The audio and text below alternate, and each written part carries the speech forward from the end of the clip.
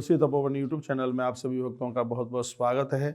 प्राय इस बात की दुविधा रहती है कि उपवास के बीच में यदि नारी ऋतुमती धर्म में पहुंच जाए तो क्या उसको व्रत छोड़ देना चाहिए। मैं निवेदन करना चाहूँगा, जैसा कि हमारी संहिता में स्मृतियों में वर्णन है कि नारी के साथ प्रकृति का जब ये रूप घटित होता है तो उस समय नारी के सामने एक बहुत बड़ी दुविधा खड़ी होती है। तो मैं आपको ये कहना चाहूँगा कि उसमें माताएं उपवास करती हैं, उसमें अन्न नहीं खाती और देवी देवताओं को नहीं छूती।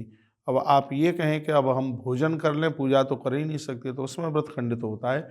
और आप उसमें यदि अन्न नहीं खाती हैं और कुछ हल्का फुल्का लेकर के, फलियार लेकर के ही कोई दूसरा व्यक्ति रख देता है आपको, तो फलियार लेकर के, क्योंकि माता ऐसी स्थिति में उस समय वो रसोई में तो जाती नहीं है, तो किसी के द्वारा रखा हुआ वह प्रसाद उसको आप ले लेती हैं। मानसिक रूप से देवी देवताओं का आह्वान किया जाता है, तो उससे आपका व्रत खंडित नहीं होता और उसमें आपको उपवास का पूरा ही फल मिलता है।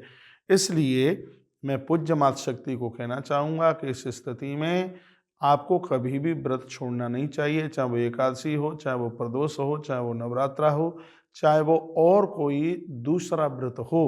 उसमें आप अन्न न लेते हुए देवी देवताओं को बिल्कुल न छुएं, सिर्फ मानसिक रूप से उनको ध्यान करते रहें, तो आपका व्रत खंडित नहीं होता और आपको पूरा का पूरा व्रत करने वाला ही आपको लाभ प्राप्त होता है।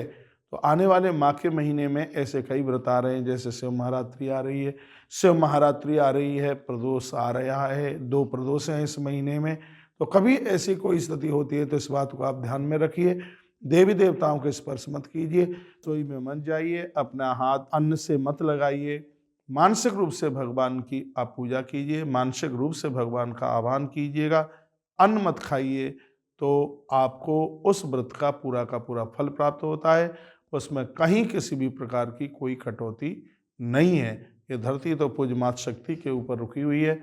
यदि देखा जाए तो पुरुषों से पूजा पाठ धर्म कर्म में सबसे अग्रणी भाग हमारी पूज्य मातृशक्ति का है। आपके द्वारा ही तो घर न्याल हो रहा है, इसलिए तो आपको गृहिणी कहा गया है। आपके द्वारा किए गए व्रत उपवासों के द्वारा घर में सर्व प्रकार का आनंद होता है। आपके ही द्वारा ये सब बहुत अच्छा होता है। जब माताएं सुबह भोर में जाग करके क्या सुंदर तैयारी पूजा की करती हैं, घर में घंटा घड़ियाल बजते हैं, दिए जलते हैं, आरतियां उतारी जाती हैं, भगवान को भोग लगाया जाता है। अब वो प्रकृति का नियम है तो उसमें तो कोई कुछ कर नहीं सकता। इसमें आप अपने आप को मायूस मत कीजिए, अपने मन को छोटा मत कीजिए।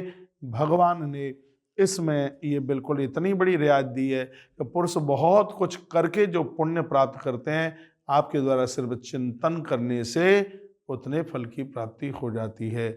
बहुत बहुत धन्यवाद आपका, आपने इस वीडियो को सुना है। अगली वीडियो में और ऐसी ही मैं बात लेकर के आ रहा हूँ कि जिस समय ऋतुकाल समय में उन 5-4 दिनों में नारी को क्या खाना चाहिए, क्या नहीं खाना चाहिए, अगली वीडियो में इस बात की मैं चर्चा करूँगा, उसको आप ज़रूर सुनिएगा। बहुत बहुत धन्यवाद आपका वीडियो पूरा सुनने के लिए।